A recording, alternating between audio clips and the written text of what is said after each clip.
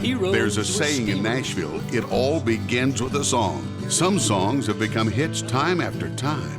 Ever wonder about the writers? If you do, then you'll love country's family reunion, The Songwriters. In the family reunion tradition, the room is filled with some of the best writers Nashville has to offer. We're the songwriters. Over the years, these songwriters have filled the charts with their songs, and now we're about to get the real story of those songs from the people who wrote them. They share it all, from the heartbreaks to the hits, and everything in between. Some songs took years to write, while a few took only minutes. It's all here on Country's Family Reunion, The Songwriters. Oh, ain't we having a good time?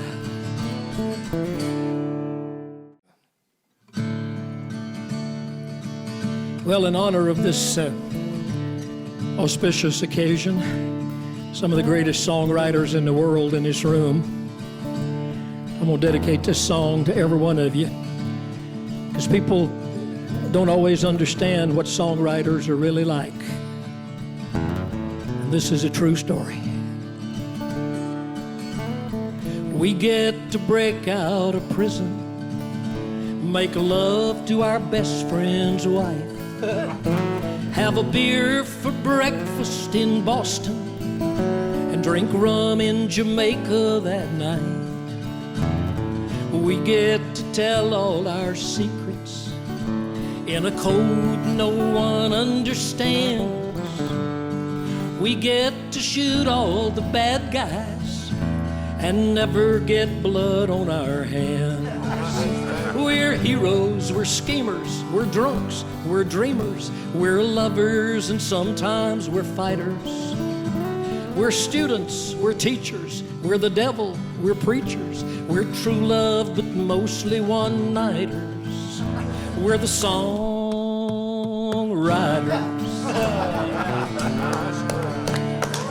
Oh, please hold your applause. Half of the world thinks we're crazy. The other half wants to be us. They're jealous 'cause we get to hang out in the back of some big star's tour bus. We're old boots and t-shirts and blue jeans. We're capos and strings and E-chords. We only dress up in November when they hand out Songwriters Awards. We're heroes, we're schemers, we're the drunks, we're the dreamers, we're lovers, and sometimes we're fighters. We're stupid, we're wise, we're the truth, we're the lies, we're true love, but mostly one-nighters. We're the songwriters.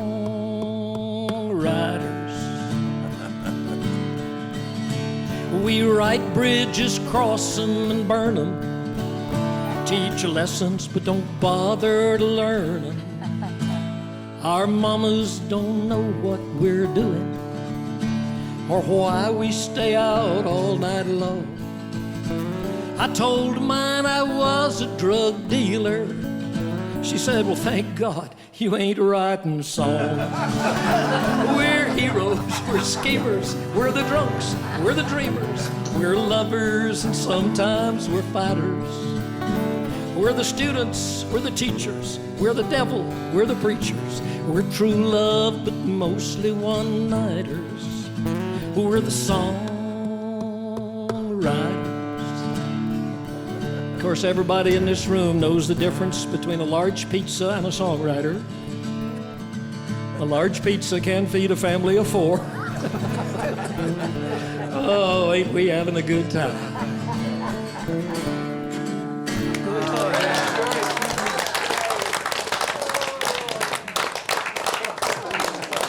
Oh, Lord, to sing that in front of a group of songwriters, that takes a lot of nerve. I don't guess there's anybody in the world, and certainly nobody in this room, that has had a greater career than the legendary Mr. Hank Cochran, and I sure am glad you could be here today, my friend. So many, many wonderful songs. Thank you. Thank the good Lord for letting me be here. You know, I didn't think I was going to be able to, and but the chemo people just turned me loose for Well, were your ears burning earlier? Because that lady sitting next to you was telling stories about you. yeah, it was they were burning, but that ain't all. Well, feel free to tell us stories no, about that's her. all right. It burns most of the time. So many titles that everybody would know. I Fall to Pieces, Make the World Go Away, Little bitty tear, Little Bitty Tear, yeah. funny Keep way, going. funny way of laughing. She's got you. She's got you. Why can't he be you? The chair. It's not love, it's not bad. It's not love, but it's not bad. Oceanfront property. Oceanfront property. And what did you write on the second day? On the second day, I rested. You got a favorite of all of those songs? Yes. Don't you ever get tired of hurting me. Oh, yeah. That's my favorite. I think that one hurts the most. Is that what makes a good song, if it hurts a lot? Well, it does to me, you know, and I've had my share of pain. So I guess I've wrote a few good records, songs. Somebody asked me, I wish this, since I've been taking chemo, they got a thing called chemo brain. And my head's eat up with it. And that's the truth. Before you got here, we were talking about 2 or 3 different things. I'd love to get your take on some of these. I know you wrote a lot of your great songs by yourself, but you also did some co-writing. You wrote a lot with Harlon Howard. Well, 2 or 3, You Comb Her Hair, we wrote together. And Fall to pieces. yeah, I Fall to Pieces. Did you enjoy writing more by yourself or with somebody? Well, it's more fun writing with somebody because you can throw back and forth, you know, and it seems like your brain kicks in, you know, and tells the rest of your body, well, you know, you got to keep up with them or they ain't going to let you in next time. And so it goes to work and tries to throw out something and like can I drink you a bye? You know, I don't know where things like that come from. You and I came here about the same time in the early 60s. And I tell some of the younger writers here who write it early in the morning, and we got into this discussion a while ago about what time of day people like to write and all. It seems to me like back in those days, now I may be wrong, maybe I remember it wrong, but it seems to me like everybody wrote their songs or did their work at night. It was kind of a nighttime business. We went to sleep when the sun came up. That's true. I still do that when I'm able to write. You prefer to write at night? Yes. It's quieter, I think, for one reason, and everybody has went somewhere and got in their own little hole, and so you know, some yeah, I believe I'd rather write at night. Maybe that's where all those real sad songs come from, those hurting songs, writing them at night with the shades pulled down. That's made me think of Dean Dillon. He writes at night, too. Does he? Whether it's dark or not.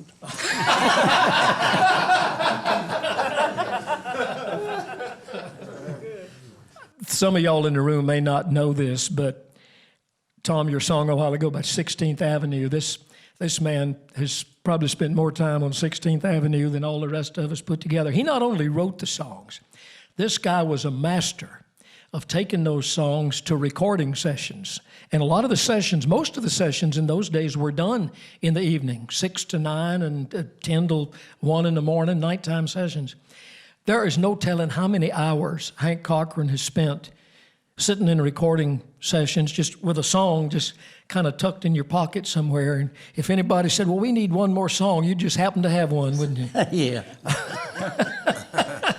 I remember you telling me at one point, some session, I don't remember now, but of saying, we need one more song, and you went to the restroom and said, I have it. You went to the bathroom and wrote one. I don't remember whose song it was now. And then if he sang it, he'd cry just a little. Tears would kind of fill his eyes when he was singing it. Yeah, look, Pip. He knocked me off of many a session. Crocodile tears coming out of his eyes, you know. I used to pitch songs for Tree, and you didn't want to pitch songs in the same room with Hank, because all he had to do was say, he'd make that kind of a face, you know, and everybody say, no.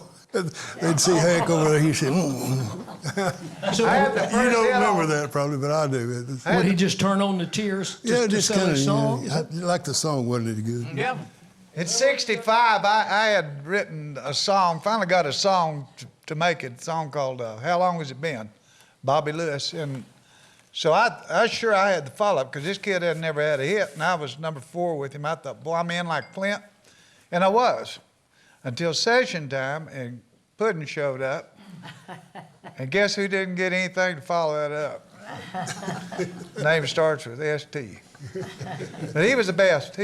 Everybody knows it. There's nobody, he's not only one of the best songwriters, he's also by far the best pitch man. Well, thank you. And get your women too. We can do it all. I thought that was part of the deal. I just didn't know what the deal was. That's it. Hey, Bill, I got to tell this story.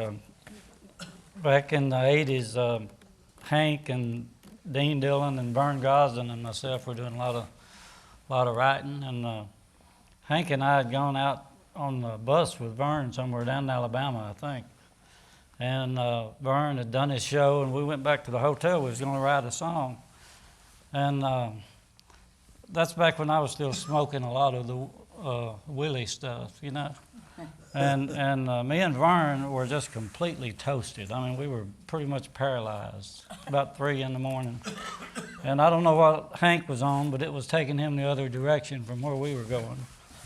And we were sitting there in that hotel room trying to write, and Vern and I were just sitting there. You know, we couldn't even hardly talk. And Hank was just rattling these lines just flowing out of him. Hank had the legal pad writing it down. And he looked at us, and he threw that legal pad on the bed, and he said, "Tell them something."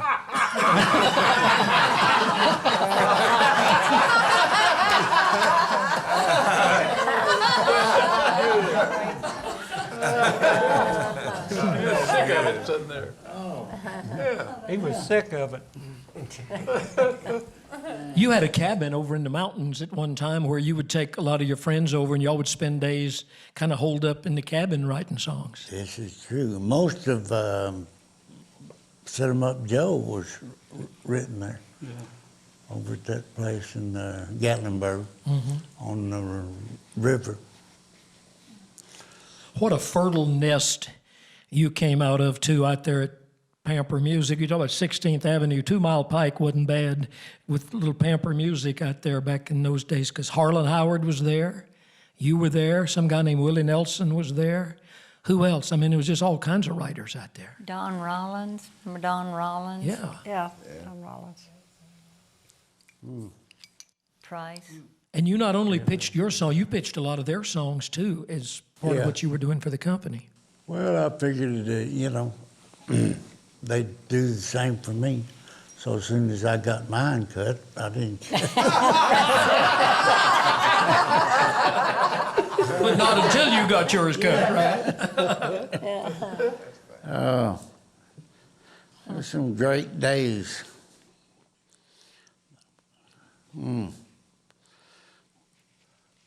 Well, you know, I am certainly proud to be here among all of it. Me and my buddy was just talking, just looking around and thinking, sheesh, everybody looks different. Stiff competition. I heard y'all over there just a while ago. I think Jeannie, I don't know, Buddy, y'all were harmonizing on one of your great songs. Could we get a little bit of that, you think? Oh, do I? I don't know. What are we going to do? You were singing Make the World Go Round. Oh, We're telling about our gold record from our movie star days. make the world go away and get it off my shoulders. Say the things you used to say and make the world go away. I'm sorry if I hurt it. I'll make it up day by day. Just say you love me like you used to, and make the world go away. Make the world go away and get it off my shoulder. Say the things you used to say and make the world go away. Thank you very much.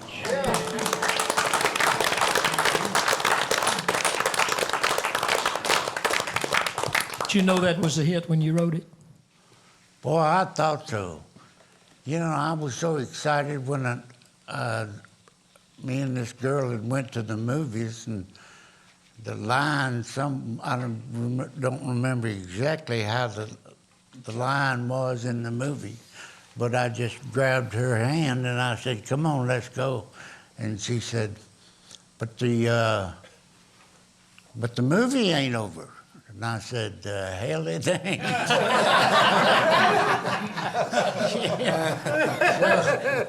So we left, and I wrote the song on the way to my apartment, and I was about to sing in my britches, so to speak.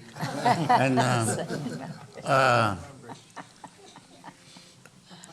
just, you know, waiting until somebody woke up or got up that could hear it, you know. And I went down to the office, and there was Hal Smith, and I said, "Hal, I think I wrote a smash." And he said, "Well, you've done it before, you know." And he said, "Here," and he handed me a guitar, and he said, "Sing it."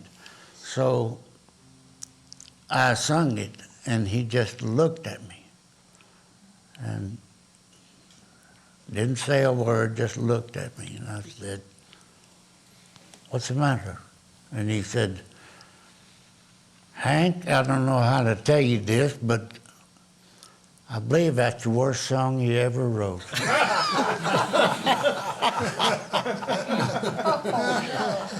The guy that you're working for tells you that, and you know, and they just crushed me, you know, and I couldn't believe it, and I said, "What?" And he said, "Well, nobody wants to make the world go away. I said, where in the hell you been living? You know? And he said, well, you've proved me wrong before. And I said, then I will again. And so somebody asked me after I told them that story, they said, well, when did you get the song cut? And I said, the next day. So I pitched it the next day to Buddy Killen and Timmy Euro. Yeah, And they cut it. That was the first record on it. really. Well, Ray Price and Eddie Arnold both had big hits on it. Yeah, Ray Price. After the record was a big hit, you know, with Timmy Euro, and so Ray Price said, I played it for Ray, and I said, listen to this, Ray. And I played it for him, and he said, why, I can out-sing her any day in the week. And I said, well, you didn't. And he said, what do you mean I didn't? And I said, well, you didn't put it out, and if you'd have sung it better than her, you'd have put it out. And he said, well, I'll just show you a little ass, you know. And I said, so... Told you he's the best. So he called Don Law, and they set up a session, strings, the whole bit, you know, and put it out. It was a #1 record by Price. Little reverse psychology you're using. Yeah. There. Yeah. Well, a little bit. You're right, Sonny. Yeah, he's the best. You mentioned a song that, did you and Buddy Cannon write Set 'Em Up Joe? Did y'all write that together? Yeah. Buddy, how about doing a little bit of that? All right, Cord, can I borrow your guitar? Yeah, it'd be a quarter. Right here. Oh, excuse me, Les. Let's see here. Buddy, you wrote a lot of songs with Vern Gosdin, didn't you? Or a lot of songs that he recorded? Yeah, quite a few. I wrote a bunch with Hank and Vern here. And this one was a lot of fun. Sing along, Hank. They got a vintage Victrola, 1951, full of my favorite records that I grew up on. They got old Hank and Lefty and there's B-24. Set 'em up, Joe, and play Walking the Floor. Set 'em up, Joe, and play Walking the Floor. Gonna spend tonight like every night before, playing E.T., then I play him some more. Gotta have a shot of them old troubadours. Set 'em up, Joe, and play Walking the Floor. Set 'em up, Joe, and play Walking the Floor. Play one there, Ben.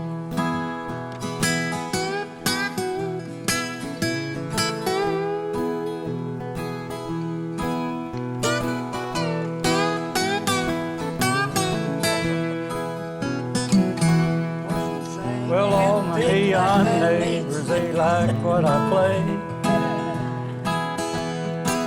'cause they've heard it every night since you walked away. Every day they replay Soul B-24, 'cause every night I run a needle through Walking the Floor. Yeah, every night I run a needle through Walking the Floor. Gonna spend the night like every night before, playing E.T., then I'll play him some more. Gotta have a shot of them old troubadours. Set 'em up, Joe, and play walking the floor. Set 'em up, Joe, and play walking the floor. I said, set 'em up, Joe, and play walking the floor. Set 'em up, Joe, and play walking the floor.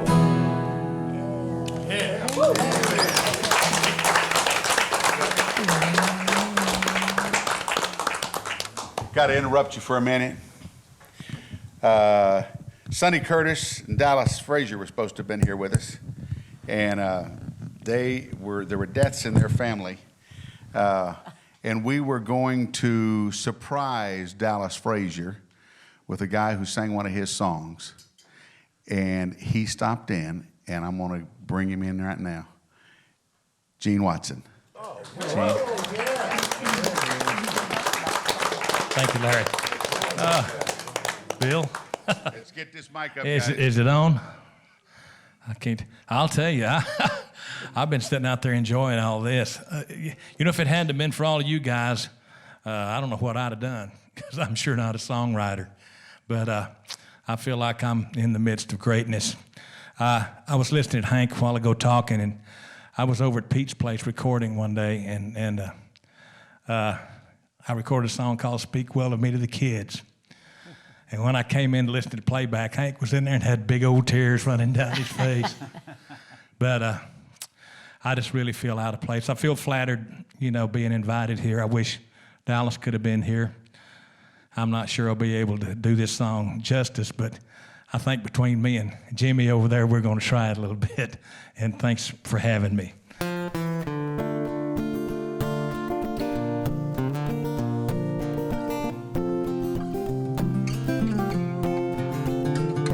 I still recall the morning that I met you, standing out in front of Wilson's Five and Dime, staring through the window at the jewelry, hungry for the things you couldn't buy. Just like a fool, I thought that I could please you. I saw you had an eye for things to shine. I paid $7 sawmill for a bracelet just to satisfy your 14-karat mind. Laying by these railroad tracks in Denver with a hurting head and a half a pint of wine. Everything except my soul has been surrendered just to satisfy your 14-karat mind.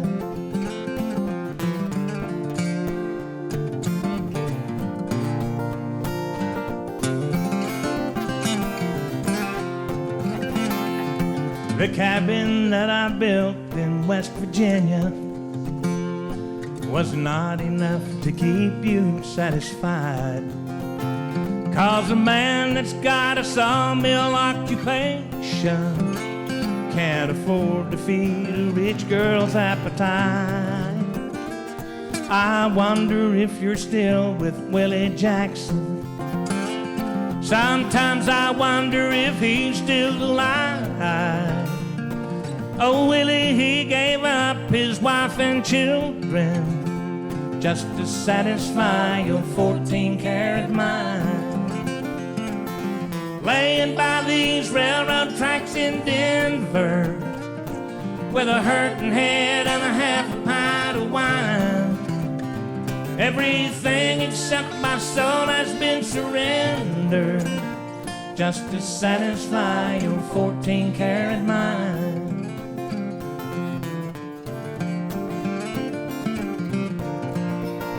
Just to satisfy your 14-karat mind.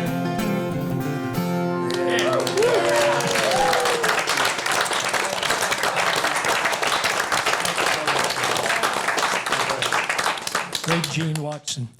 He said the magic word when he walked in to everybody in this room. He said, "I don't write my own songs."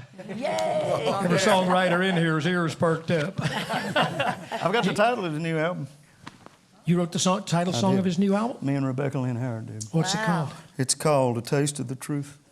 It's nominated for a Grammy, I think. I don't know, but Yeah, I think it is. he sung the fire out of it, I can tell you that. You mean the album is, or He's got a new album that just came out. Yeah, I know it. I got a song in it. Yeah. Well, I don't have the album yet, so I don't know who's on it. They just emailed me a thing and said we had the title of the album. Yeah, so. I believe I cut the demo on it. I got one on But I was really pleased to just be Boy, he sings so good. a great singer. You know, they He used lost to a step. call Conway Twitty. They introduced him to the best friend a song ever had. And Gene Watson's one of the best friends a song ever had, too, I tell you. Curly Putman's been sitting over there very quietly throughout this whole session. And if there's a guy that could stand up and put most of us in here to shame with the great songs he's written, it'd be Curly Putman. Well, I appreciate the words. But Lord, look here, all these great writers. I never considered myself a writer, actually. Somebody said that before, but I've never thought of myself as being a good writer. So that maybe when I wrote Green Grass of Home, I didn't know what I was doing. Now I try my best to figure out what to do, and nobody cuts anything. So you do your best work when you're hungry. Dave Kirby always told me that. And when you're hungry and when you love it so much that you would do it for nothing, you know what I'm saying. So Green Grass of Home, I was trying to struggle and be a writer, but pitching songs for Buddy Killen and them over there, for just everybody that was a writer there then. I started out learning how to write songs by listening and to everything that come off the street, tapes that you would just barely could stand to listen to, you know. But you learn what, then we'd go plug them, like Hank plugged a lot and I did, but you learn what to write to get these people to say, yeah, that's what I will cut. But anyhow, I didn't know what I was doing when I wrote Green, Green Grass at Home. And later on, I'd have to say that Billy Sherrill and I wrote My Elusive Dreams, and he dotted the I on elusive. You can tell Billy I said that. But he always says that about me, so I feel free. But I saw how much Billy did influence this group of writers, though, you know, over the years. And of course, in the early days, Frank Jones and Owen and Chet, one of the most open guys for songs that I've ever seen. He said, why don't you put a little more input when you record them? You know, he'd want you, the writer. That was one thing about him. So he was a fine gentleman, and I never felt guilty about pitching him anything, because he'd call all of his producers and say, you guys come up here and listen to what Curly's brought over here, or something like that. So all of you know him better, a lot of you know him better than I do, but he was something else when it comes to that kind of open freedom to play him anything you wanted to. So, but Did you anyhow, find it easy to promote your own songs, to plug your own songs? Well, it did. I had a little problem. Few people would think maybe I plugged my songs before theirs. I made it one of my honest rules that I would go by, and I would plug everybody else. But that's really good, because they say, I wonder what Curly's got. You know, I do say that it did help after I had Green, Green Grass of Home, and I wrote that, and everybody then would wait and say, you got anything new? They'd ask you for it then, you know. So, but I did plug just about, you know, for several years there, I plugged all of, somebody asked Buddy Killen, said, who was best, was Curly the best song plugger you ever had? And Buddy said, yeah, other than me, he said. But Buddy was, I know Bill and all of our great friends, and he worked with us. He knew a song. He knew how to pick out those things that we were talking about earlier. So, and I sure do miss that old boy. And first time I ever met Hank, Roger Miller took me by. I was new up here, and Roger Miller, I've told this before, it's nothing, no big story, but Roger said, he took me around and we saw several people he knew, and he was introducing me. We went out to Hank, and Hank spent his whole time we were there trying to get his color television to work. It's the first one that he ever had, first color television. He was trying to get it, you know how you used to have to get the picture of them. So I always tell that because Roger, we laughed about it later, but and since I'm talking about Roger Miller, he'd have to be one of my favorite writers of all time. I mean, even though he wrote a lot of funny stuff, he had a heart.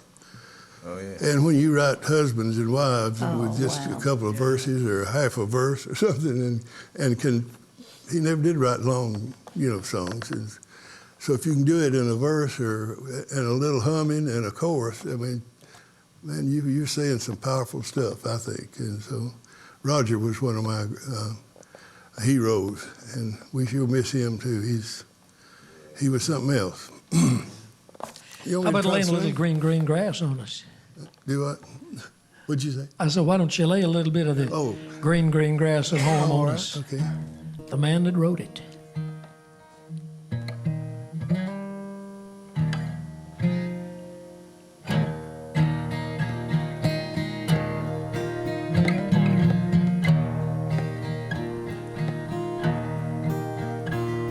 The old hometown looks the same as I step down from the train, and there to meet me is my mama and papa, and down the road I look, and there runs Mary, hair of gold and lips like cherry. It's good to touch the green grass of home. Yes, they've all come to meet me, arms reaching, smiling sweetly. It's good to touch the green grass of home.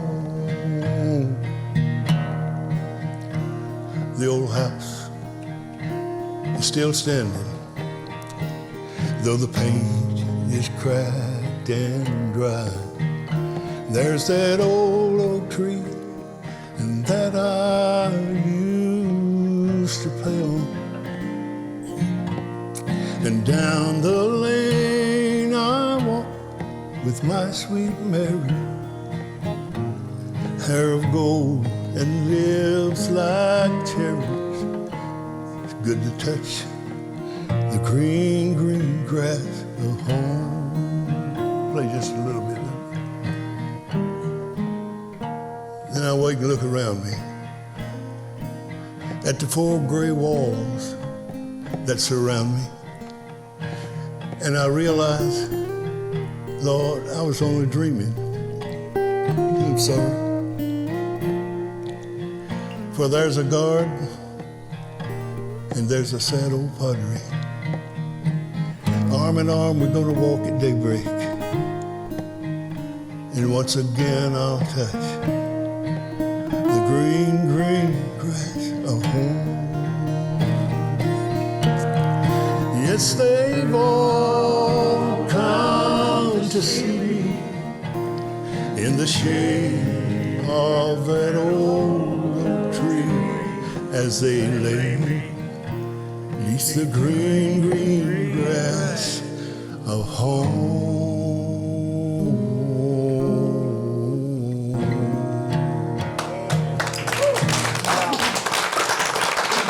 Thank you. You're talking about, I'm going to say a few words and I'll let you get on with somebody that's interested around here, but I was talking about having emotions when you write a song. I wrote that up at Tree one Sunday, just me back in the little studio back in the back, and I wrote it in a couple of hours, I guess, but I'd had the thing in my mind about a movie I'd saw. It's like Hank, I saw a movie that I guess sparked the thing, but and it was Asphalt Jungle with Sterling Hayden was the guy that played it, and I think Marilyn Monroe might have been in it. But anyhow, he was an old country boy he was in New York, and they're trying to get back to Tennessee, Kentucky, wherever he was from. All he wanted to do was rob a bank with him to get enough money to come back to Tennessee, I guess. And it's the kind of crook you like, you know, in a movie. So, he did make it back, and the big old house sitting up on the hill. I remember it, and I put the paint cracked and dry on there, but he died looking up here at this house, and but he did make it home. But it was a spark that really just touched me, and so when I wrote it, I actually cried a little bit. I mean, because I feel them anyhow. I mean, I'm a sad songwriter, and but anyhow, when I wrote it, I took it to Buddy the next morning, and I said, Buddy, what do you think about this? And I played it. We all go through the same thing, playing it for our publishers. And Buddy said, well, it's good, but he said, down home type songs, and he was right. At that time, a down home type song was one like this, was not just in the groove, you know. It wasn't the trend right then. And so I took it played it around, and we were doing a demo, and I said, Dottie West demo, and I helped Buddy and them do demos back then, and she was late for a demo session, and Dale Reeves was doing one of her songs. And so she hadn't got there by the time she was supposed to. She did finally get there. And I said, Buddy, what about doing this Green Grass at Home thing? You know how you do, you sell it pretty short, I guess. And he said, oh, well, go ahead, you know, and everybody, musicians sitting around. Kelso Hurston was always a great friend, and he worked a lot of the sessions. He was sitting there, and I said, Kelso, I sung it for him, and Kelso, they started a little vamp, you know. I had the old demo at home and everything, but it was so simply done. We didn't know turnaround, just, you know. And I took it to Buddy, we took it to several people. Billy Grammer I took it to, and he said, I just done a mama song in my new album. Now, I'm not laughing at the man, I'm just saying how you, he said, I just did I'm laughing. He knows how to ruin a man's story, doesn't he? But anyhow, he said, I just did a mama song, and so, well, I was plugging songs. I knew I've got turned down many a time, you know. So I took it to several people. Then I took it over to Chet for Bob. I had Bobby Bear in mind. I loved his style of talking the thing, and I thought that would fit him. So Chet kept it. He was the first one that really liked it and kept it. And then Bobby cut and didn't do it. So Johnny Darrell was managing a Holiday Inn down on the West End. And Kelso was going to record him on UA, I think, might have been. And so since Kelso, he kicked it off on the demo, it shows you how a song goes from a demo session to a master with a guy that's producing. So he did it on Johnny Darrell, and nobody knew who he was. And the first few days that it came out, I had calls that started coming in of Tom Paul Glazer, all of you know, an outlawish guy like him. He called me and said, did you write that song, Johnny? I told him, yeah, I did. And that's when you know that you've got a hit, because these people that normally wouldn't cry over anything, you know what I'm saying, but they really loved this song. And so as Johnny got covered, I'm telling this little story too long, Sonny. I know you can laugh one more time if you want. But anyhow, Porter Wagner covered Johnny's record. Poor Johnny got covered every time he put out a hit, somebody. And Porter Wagner covered, and it got up to number 2 or 3, something like that. And then Jerry Lee Lewis cut it. And Tom Jones heard Jerry Lee Lewis version. He was a big, rocker. He loved all these, the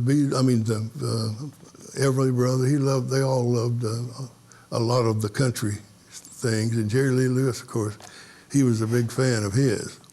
So Jerry Lee put it out. Tom Jones heard it, and they didn't want him to do it. and he talked him into it. And when he recorded it, it became one of the first single records to sell 1 million records in England. So they only had 58 million people over there. So I got a little simple-looking gold record from over there. It's the first one ever given. But Tom Jones told me that he said, Green, Green Grass of Home is the people's song, he said.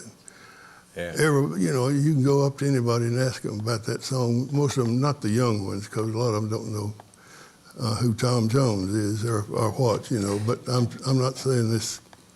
But it did sell a lot of records. And then since then, it's been recorded 700 times in every major language in the world.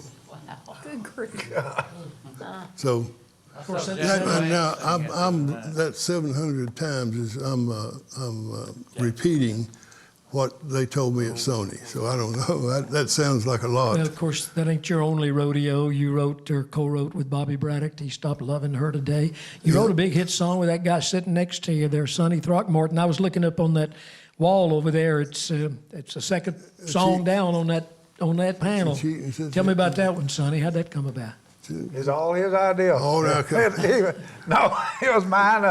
No, it wasn't either one of us. I don't know even how it came about. I don't know. We watching probably drank a couple of beers. And we used to go, I'd come in. I lived out in Lebanon. When I came back, I quit the business, and then I went to Texas for a while. And Curly wouldn't let me stay down there. He kept telling everybody, you got to get him back, got to get him back. And thank God he did that. But we used to go, I lived about half a mile from Curly's house. So every day he'd come by and pick me up because I couldn't afford the gas into town at that time. And we'd go in and we'd write one on the way and write one at the office and write one coming home. We were pretty much churning them out then. And I don't know how that song came about. I think it was a football game. You know how they say it's what kind of a situation here, third down or one of those. A passing situation, maybe? Something like that. So I was drunk at the time, I don't know. Mo Bandy had a big hit record on it. Can you sing a little bit of it? Go ahead. I don't even know what key it's in, but Sing a little. you sang a little bit. I'll play it. I don't know it. It's a cheating situation, a stealing invitation to take what's not really ours and make it through the midnight. It's a cheating situation, a 10-cent vacation, doing what we have to do when there's no love at home. It's a cheating situation when there's no love at home. I don't ever do that song, so I don't know. We made a mess of things. We made a mess of it. Yeah. Well, you've written a few others. Lay one on us. Go ahead. Well, everybody's told a story, so can I tell a quick story? I don't want to tell about anything in my career except that this song, I wrote it going home from Nashville out to Lebanon one night. And I wrote it probably in about, however long it takes to drive from here out there at night when there's not any traffic. I wrote it about that quick. And after Merle cut it, and it was a big hit, and everybody seemed to really like it a lot, I was bragging about it one day. I wrote that song in 20 minutes. I was so proud, you know. And then I got to thinking that actually, when I was a kid, we had gone from Texas to Mississippi. And going from Texas to Mississippi, you see a lot of water down through Louisiana, the swamps and all that. Back in those days, there was just road and swamps on each side. And I remember just being a boy wanting to stop and go fishing. Those cypress trees looked like they're just full of fish, you know. Of course, we couldn't. Dad was going to preach this revival, and we were late, and story of my life. So, but I think that was the crux of the story, and I think it just came so easy because I had lived it. And anyhow, I'll do a little bit of it.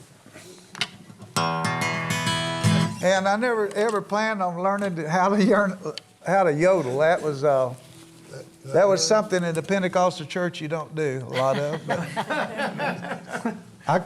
when I wrote this song, Merle cut it. He added the yodel to it. So if you don't like my yodeling, you can blame Merle. Wish I were down on some old bayou, a bamboo cane stuck in the sand. But the road I'm on don't seem to go right. I just dream, keep on being the way I am. Wish I enjoyed what made my living. Did what I do with a willing hand. Some men would run, but that ain't like me.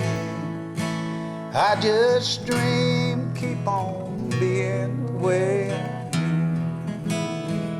It's the way I am. I fit my shackle the way I am. Reality, I can almost see that barber dancing. I just dream, keep on being the way I am. The way I am don't fit my shackles. The way I am. Reality, I can almost see that barber dancing. I just dream, keep on being the way I am. Doodle doo doo doo doo. You're the lady, help. You're the lady, yeah,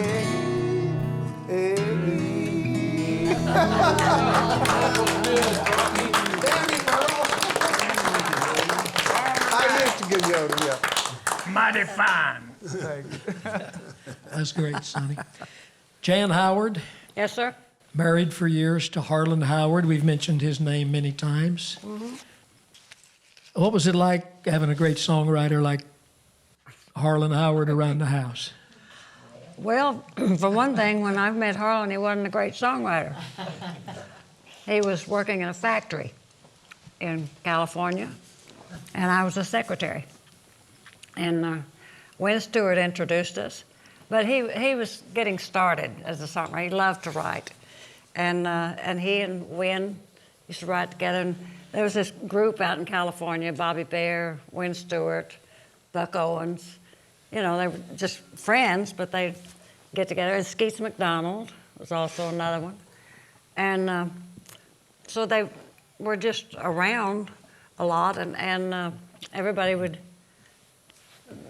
throw in a line here and there. But it wasn't, I was trying to think. I mean, Harlan wrote some good songs, but he wrote mostly for Tex Ritter and Johnny Bond, Red River and Vidor songs out there, and he'd take them to Tex and bounce them off of their ears, and they were great. And then he and Buck, because Harlan and I were married for a year before he ever heard me sing, because I wouldn't sing in front of anybody, and then he and Buck wrote the song called Mommy for a Day. It was originally written Daddy for a Day. And Harlan came home one day, and I was in the kitchen singing or something, and he came in, he said, "Was that you?" And I said, yeah, oh, okay. And he said, "Buck and I got this song, will you put it on tape for us?" And I said, "Well, I don't do that." And he's got a little woolen sack tape recorder, and he said, "Go in the shower in the bathroom because it has better echo." And so we went in there, and he stood and propped his foot up on the commode and played his 3 chords. And I stood in the shower and did the demo on that. And then he and Buck, they sent it to Pamper Music, and Kitty Wells recorded it, and they got their first BMI award on that song. It started it all, really, and then it, things just progressed, and we all, was used to all these people being at the house all the time, so there was always ideas, I guess, bouncing off the wall, and then first things came first. I think it was Pick Me Up When You're Way Down.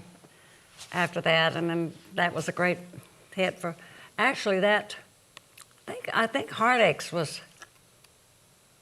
I don't know if that's before that or after that. Probably before, but Ray Price. He sent it to Pamper for Ray Price. Ray Price said he had a buddy in San Antonio that needed a hit, and he gave Charlie Walker Pick Me Up When You're Way Down.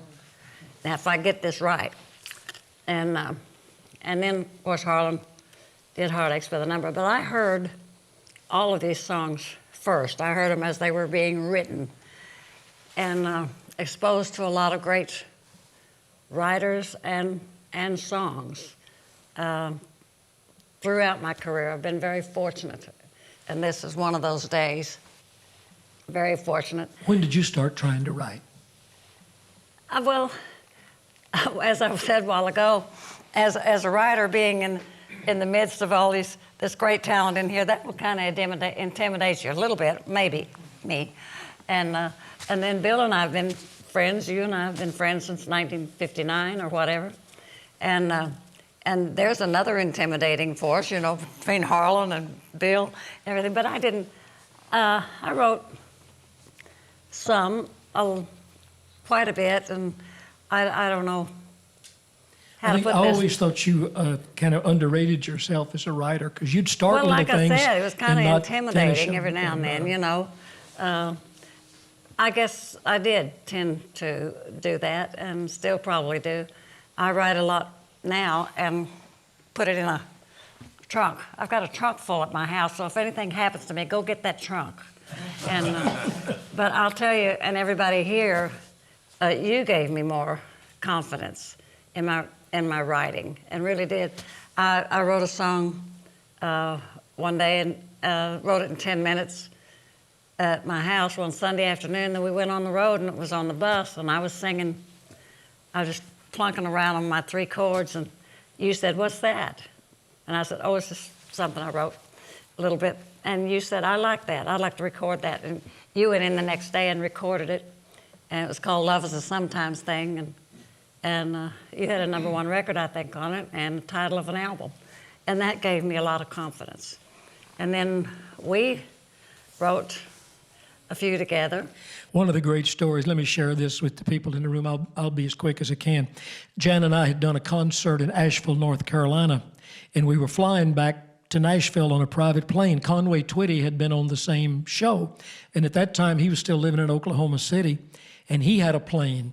Well, Jan and I had been working on this song. We were flying over the Smoky Mountains singing this song to each other in our plane. We looked out the window and saw Conway's plane over in the distance. We were so close you could see from Conway. And Jan said, "Give me the radio." So she gets the microphone. This is just illegal as can be. It's a wonder we didn't end up under the jail. Jan takes the microphone and says, "Hey, Conway, Bill and I just wrote this new song. Let me sing it for you." And I'm playing 3 or 4 chords on the guitar. Plane. You're singing the song to Conway over the radio. And Conway said, "I like it, I'll cut it," and he did. He did. That's one of the strangest ways I ever had a song recorded. I think it was totally against FAA rules, but they probably weren't listening to it. Yeah. And Connie Smith recorded it, and it was a big hit. Thank God for Connie Smith, yes. Is that the one you were going to sing today? I will, a little bit. Oh, I wish I hadn't eaten that piece of coconut cream pie. Whoa. Where'd you get your cream pie? Is that on? Okay. See if you can sing harmony. Where's Michelle? Michelle, you want it on harmony. The nights were dark and long. I spent $1 million all alone, but I never once stopped loving you. My world was cold and still, my dreams lay unfulfilled, but I never once stopped loving you. I never once stopped believing we'd love again the way we used to do. And today, when you came back, my patience was rewarded, for I never once stopped loving you. I could have loved another, but I chose to wait and suffer, for I never once stopped loving you. I prayed for God to guide you till I could be beside you, for I never once stopped loving you. I never once stopped believing we'd love again the way we used to do. And today, when you came back, my patience was rewarded, for I never once stopped loving you. Yeah.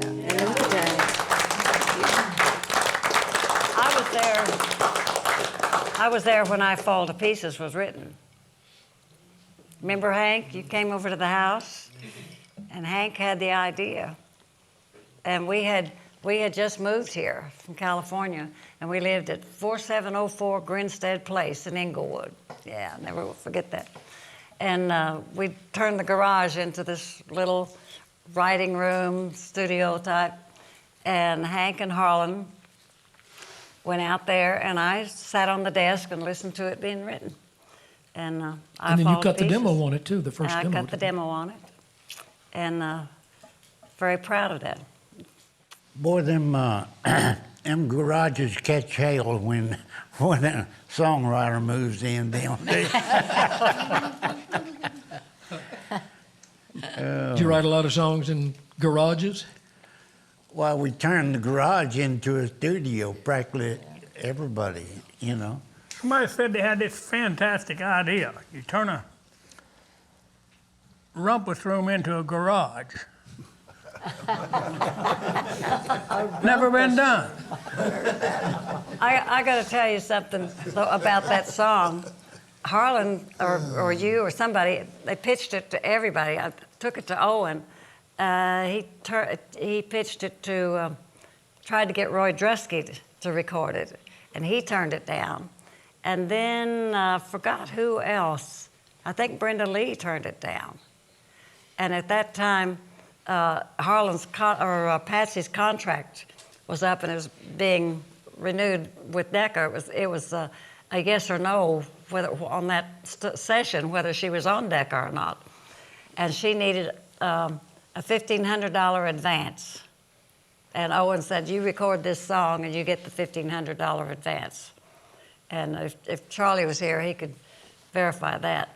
And she recorded "I Fall to Pieces," but she hated the song. Hate to tell you, Hank, but she did. She didn't like the song. And Freddie Hart had written "Lovin' in Vain." And he gave it to me, and my producer at that time was Joe Johnson. And he didn't like that, so I said, don't worry, Freddie, I'll get you a record on it. And I took it to Patsy. And Patsy recorded that, and she loved that. That was supposed to have been the B-side of I Fall to Pieces. And then she came over to the house a couple, 3 weeks or something after the Pieces was released. And she said, guess I'm going to have to sing that song. I'm going to have to learn it because people are asking for it. And that just goes to show Owen Bradley had up here that he knew what he was talking about. Boy, did he But ever. I don't know if Freddie Hart ever thanked me for that. But that's a great, sometimes we don't know what's good for us. The song you just sang had the line in there about patience being rewarded. Richard Lee has been very patient, sitting over here Yes, he most of the has. day, totally overdressed for this occasion. The only one in the room wore a tie, right? You look sharp, though. Thanks. Yeah. Thanks Very very nice. much. It's a great honor to be here, and this is just a gesture of respect. That's all. Absolutely, great honor to be here. As always, you're a gentleman, Oh, total thank you. gentleman and a scholar. No, it is a thrill. I was mean just, I was talking to Tom here a second ago, and we were talking about, I said, I was telling him a couple of the songs that brought me to town, made me interested in country music. See, I wasn't fortunate enough to grow up around country music or anybody playing instruments or anything, with the exception of my half-brother who was an attorney, and he had an old Wurlitzer piano he used to play. Both my brothers were a generation ahead of me. Both of them had families of their own. And I took turns living with both of them. But at one point, I remember, and I was telling Tom this, I said, it was this song, and see, when you guys would cross over to pop, my people had, rock and roll and all that stuff on, but your songs would cross over and I'd get to hear what I thought was the greatest music. And Hank's song, Little Bitty Tear, Let Me Down, and I was still in that phase where I was trying to beg everybody to give me a guitar, and I just loved it. I grew up right outside of Washington, D.C., and there are not many bluegrass pickers there now, and there are even fewer of them then. It was pretty sparse. But to hear country music for the first time was really exciting, and Burl Ives, I just loved Burl Ives' music so much. And I just started thinking, how you point yourself in the direction of where you're going to go, like one afternoon at a time. And I remember thinking I couldn't have been more than 10 or 11, and I went, wherever they made that, that's where I want to go. And then I heard another song called I Can't Stop Loving You, and I said, wherever they made that, I want to go. Whoever makes up these songs, I want. And I was running out of songs, and so to copy and learn, I played by ear. And so one day I just started writing bits of songs. Never, I never really thought I could make a living at it. I didn't think you really could, because my one brother was a psychiatrist and the other was an attorney, and I just thought, well, the family's got just about everything we need in those two things, and I thought, well, maybe I'll slip it in one day that I want to be a musician, but I won't bug them about it because I don't want anybody to, So my music's a little different than you all's, but. Yeah, but so much of it is so good. You've written, Thanks. So, Don't It Make My Brown Eyes Blue, Only Here for a Little While. So pick out one of your favorites and sing it for us. Well, I'd love to play for you Don't It Make My Brown Eyes Blue, because it's a very special song for me, and for some reason or other, it just felt like a miracle when I watched it go up the charts.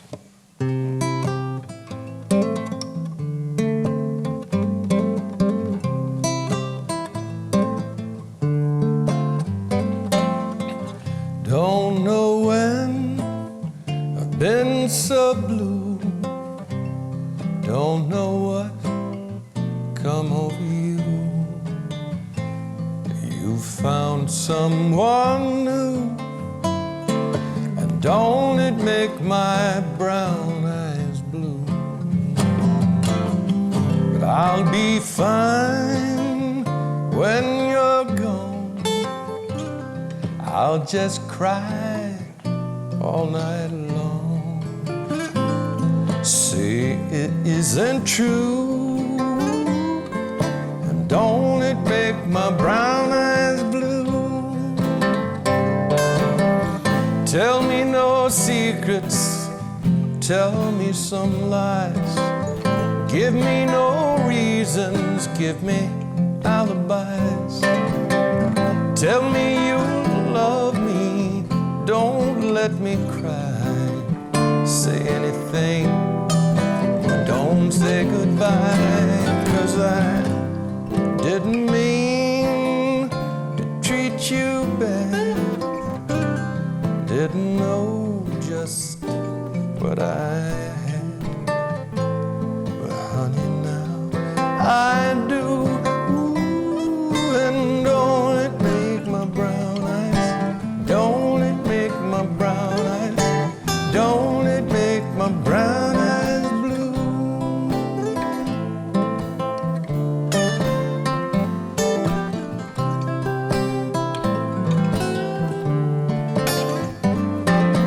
Don't it make my brown eyes, don't it make my brown eyes, don't it make my brown eyes blue?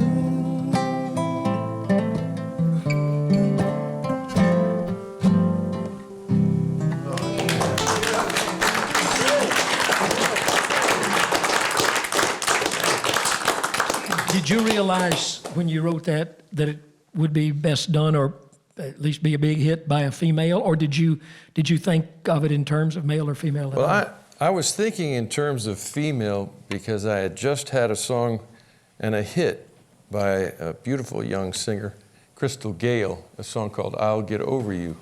Oh, yeah. And it was a #1 record for her, and I didn't know. It was a song I wrote while I was in college. After visiting Nashville, I just was so eaten up with it. But so I had that, and I had the ear of Crystal Gale's producer, the great Alan Reynolds, my dear friend. And so I didn't know, but I got an inkling one day when Alan was worried that he had gotten wind that I was kind of worried about if I would ever get a song recorded again, or ever have a #1 again, or I was just kind of freaked out by it, and because it was so new to me. I was just a kid, and so he dropped by, and I remember we went and got some ice cream up in Green Hills, because I lived on Glen Echo Road, and I'd just finished writing this song, and he said, don't worry if you never have a hit for a long time. He said, I was 5 years in between hits. Don't get excited, don't worry. And he said, but are you writing anything? You enjoying writing and everything? I said, oh yeah, but Alan, I've written a song that's just an old-fashioned, sounds like something from the 40s. I don't know what happened to me. And he said, it's so different. And he said, well, as I recall, this is what he said, and I never forgot it. But he said, if you're going to write different, write it better than anybody else. And I went, you write the best different you can. And I went, well, I will. And he said, you got it on tape? I said, no. And he said, well, let me hear it. So we stopped in there at my next door neighbor in the duplex was Sandy Mason, and we went into her apartment, and I played just what I played for you, and I'd never. This is when I had an inkling I had a good one, because I'd never heard this from any producer before or since, and never heard it out of Alan Reynolds again. He said, after I played it, he went, without saying, just stopped, and he went, play it again. Never heard that. Played it live for him twice, and he said, get that on tape. He said, can you put that funny chord on there? I said, you bet. That's an adult chord right there, baby. He said, Sure didn't say money chord? yeah, he probably said, but he said, make sure they can hear that real good. They were scared of that chord for a long time. That's a beautiful chord. Until then.